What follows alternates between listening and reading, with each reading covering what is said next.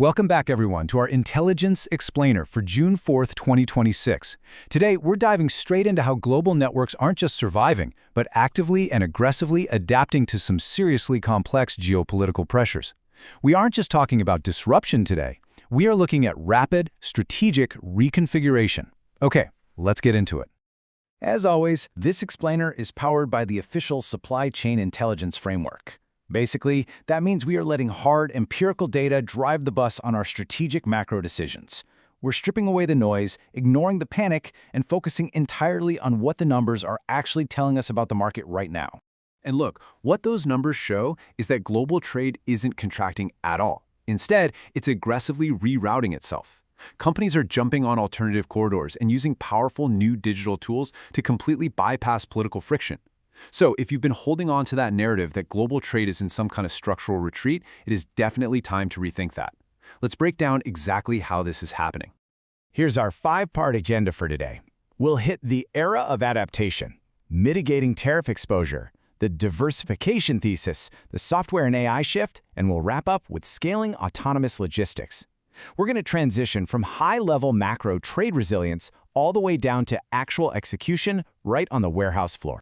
Starting off with Section 1, the era of adaptation, we'll look at redefining global trade resilience and why the mainstream deglobalization narrative is fundamentally flawed. You really want to anchor your strategy on this statement right here from the DHL CEO. Think about it. When a massive logistics network with visibility across 220 countries tells you that trade volumes are holding firm, that is primary evidence. That's not just some pundit's commentary. Trade isn't disappearing, folks. It is simply finding new, albeit much more complex, pathways. So, the big question is, what's your move? The key executive takeaway here is you absolutely have to address your routing complexity. Right now, highly flexible networks are snatching up market share, while stubborn single-route supply chains are getting hit with disproportionate costs.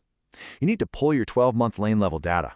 If your volumes are steady, but costs are jumping by that 8 to 15% mark, your problem is route complexity, not demand. Oh, and you should definitely be budgeting for a 10% volume capacity increase just to make sure you aren't boxed in during a demand upturn. Moving right along to Section 2, mitigating tariff exposure. Let's see how this geographic adaptation plays out specifically in the automotive sector.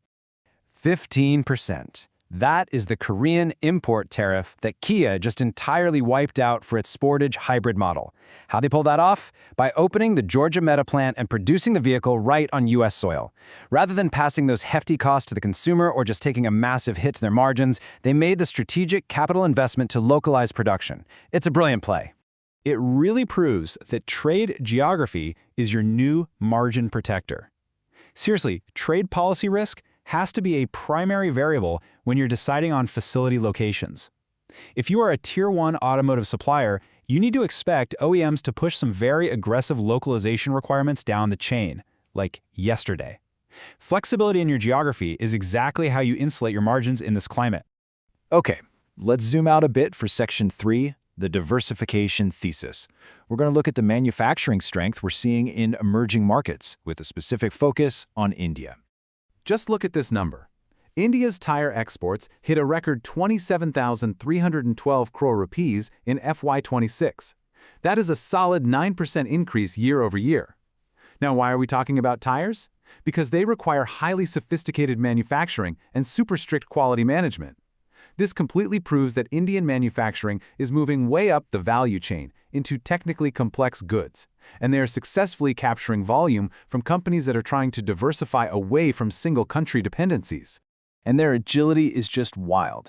Back in late 2025, the U.S. temporarily jacked up tariffs on Indian tire imports to 50% before dropping them back down to 18% in February 2026. Did the Indian manufacturers panic during that volatility? No. They just seamlessly adapted. They diversified their volume into other markets, pushing 7% of exports to Germany and 5% each to Italy and Brazil. That kind of pivoting is remarkable. Now, to manage all this new global complexity, you need the right tools. That brings us to Section 4, the software and AI shift. Looking at technology is an absolute compliance necessity. To really highlight this shift from manual to automated, Descartes Systems just posted record Q1 revenues of $193.6 million. That's a 15% jump year over year. What this financial beat signals is that doing customs compliance manually is completely dead in the water. With tariffs changing at the drop of a hat, automated AI-driven tools aren't a luxury anymore. They are operationally necessary just to survive and process cross-border shipments without bottlenecking. And it's not just logistics tech.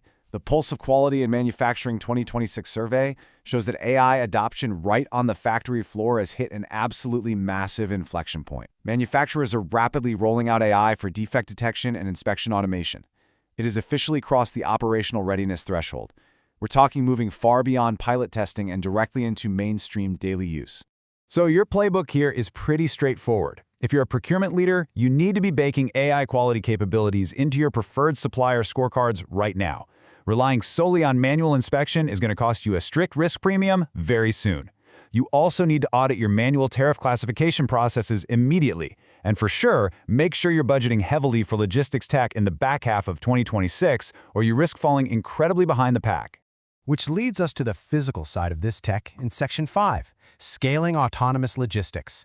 We're tracking how drones are transitioning from pilot to production in the warehouse and in last-mile operations. Okay, 640%, no joke. ZenaTech posted a staggering 640% year-over-year revenue increase in Q1 2026. And guess what drove the whole thing? Their drone-as-a-service division. A number like that in a single quarter isn't just a fluke. It tells us we have officially crossed the inflection point from cute little pilot programs to full-scale production. Here's the why behind that crazy revenue surge. It reflects a huge operational shift inside distribution centers. Drone-enabled inventory scanning is slashing manual cycle counting costs by 40 to maybe even 60%.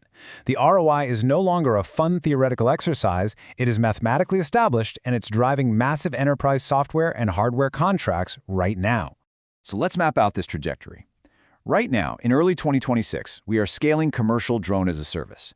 By late 2027, regulatory clarity is expected to finally unlock urban last-mile delivery.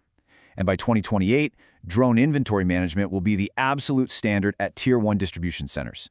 Seriously, warehouse operators who don't have drone capabilities are going to face some brutal cost disadvantages by 2028.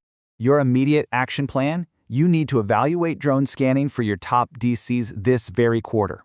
Don't wait, talk to vendors, set up a 90-day pilot. Start reviewing your controlled environments, industrial parks or campuses, for last-mile delivery potential. And honestly, if your 3PL partner doesn't already have a drone capability roadmap, they are already falling behind. All right, to wrap up this explainer, I want to leave you with a question to really chew on. Is your supply chain network built for an era of stability that frankly doesn't exist anymore? Or is it architected for constant adaptation? Because remember, flexibility, localized production, and AI-driven automation are no longer just neat risk hedges, they are the absolute baseline for survival. Adapt your data, adapt your routing, and adapt your technology. Thank you so much for joining me today, and I'll see you on the next explainer.